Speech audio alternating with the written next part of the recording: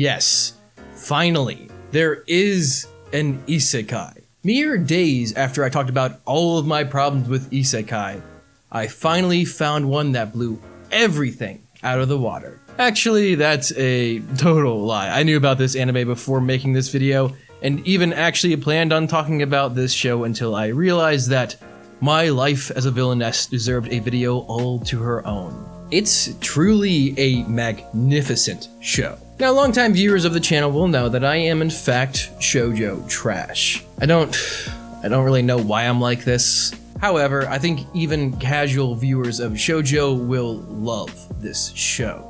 But I do have to admit, I never thought shoujo and isekai would go hand in hand together like this, but damn, it works. Either way, today we are talking about how my life as a villainess changed the game. See, look at me working the title into the video. So first, a quick synopsis of Villainess. The show starts off following a young Katarina Klaus, a well-off but super spoiled nobleman's daughter. She's mean to everyone and frankly is just a menace. One day, while in the gardens trying to befriend Stuart, she falls on her head and is knocked out, restoring all of her memories of her past life. Basically pretty standard stuff for isekai, but gender swapped. She was an otaku otome gamer who had an unexpected visit from Truck-kun while crossing the street one day. However, she soon realizes that she's not in some unfamiliar fantasy world, but her old otome game, and normally that wouldn't be a problem. However, she is Katarina Klaus, the villain of the otome game, who is either killed off or banished in every single scenario. So now the show follows Katarina as she tries her best to not get killed. So let's first talk about how they get Katarina to the other world. I think this is especially clever because instead of simply having this girl basically take over Katarina's body, it's actually the case that she was this girl her whole life until she got her memories of her past life back. I think that's actually the creepiest thing about that 8th Son isekai anime that's coming out right now. Like, was that kid just deleted from existence? That's kind of terrifying, right? I don't know, maybe it's best not to think about it too much. What were we talking about again? Oh yeah, how she was teleported to another world. Although her death was generic as all hell, the process of her basically being reincarnated was pretty clever. I mean, it's not unique, but it's something, and frankly, that's more than what I expect from most isekai now. Another awesome feature about Katarina is her as a character. She's not the generic sweet, friendly, womanly girl, because she literally cannot be. Katarina knows there's a solid chance that she will be killed or banished, and she acts like it. I mean, this character is extreme. Like, she has this weird habit of climbing trees. She got super into farming at first because she thought it might help her with her earth magic. Then later on, she got even more into it because she started being afraid that she was going to be exiled and would have to live off the land. She also started practicing combat so she could properly defend herself. Like, her whole character is crazy and fun. She is just always the center of attention and a force to be reckoned with. This is what I was talking about when I said I wanted more unique main characters. Katarina is exactly that. She's not there for self-insertion, she's there to be funny, and she's there to tell a story. Both of which, so far, she's been extremely successful with. On that note, another thing I didn't actually complain about in my Let's Make Isekai Great Again video is how a lot of characters in Isekai lack any sort of agency.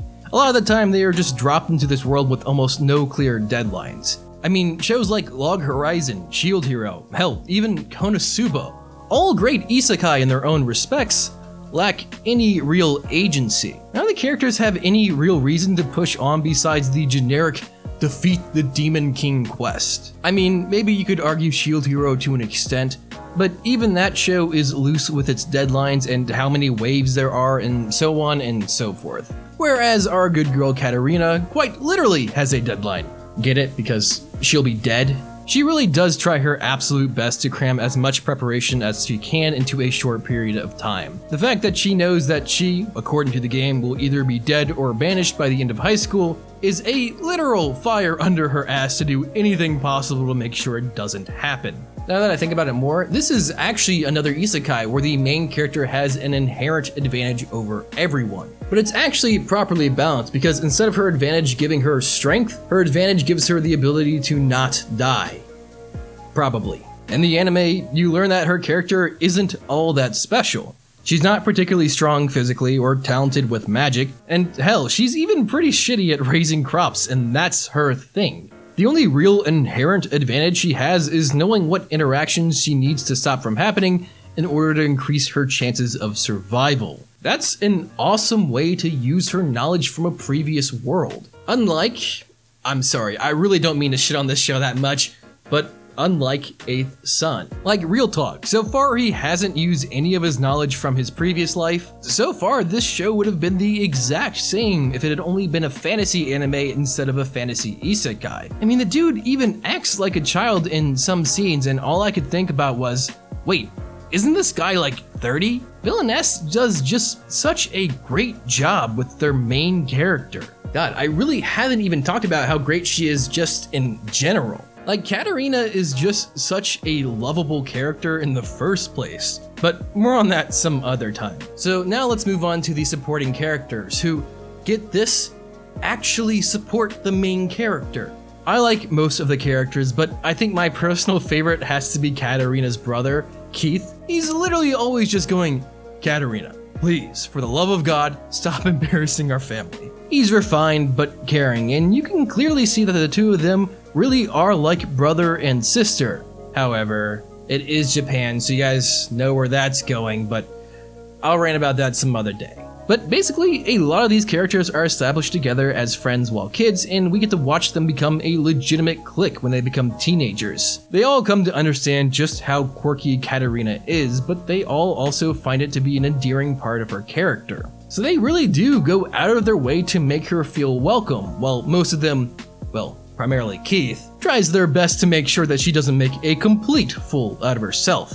It's just such a convincing clique of friends, and I adore how much they all get along. But I do have to admit, I never thought I'd see the day where these two genres were combined. Isekai and shoujo just don't seem like they would make a really good combination, but clearly I've been completely wrong about that. And it's not like one genre is taking a backseat to the other.